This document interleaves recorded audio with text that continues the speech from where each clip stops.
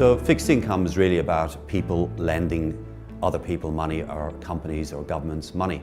So you lend money to a government, you lend money to a company, and that's a loan. Everybody knows what a loan is. Everybody has a loan for their mortgage or other types of loans.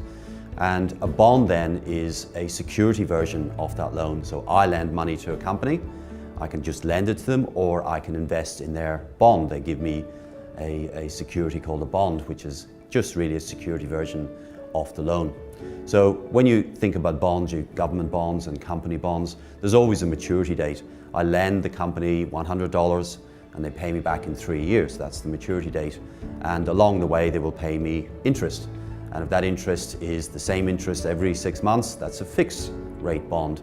If the interest rate goes up and down as interest rates go up and down, then that's a floating rate bond. Some bonds are fixed, some bonds are floating. And the other thing about bonds is they often have a credit rating. And a credit rating is saying how likely is it that I'm going to be paid back. So the Australian government is AAA credit rating. Everybody's heard about AAA credit rating. Australian banks tend to be around AA or A, and company number 850 might be completely unrated, and that's clearly a much higher risk of getting paid back than an Australian bank or the Australian government.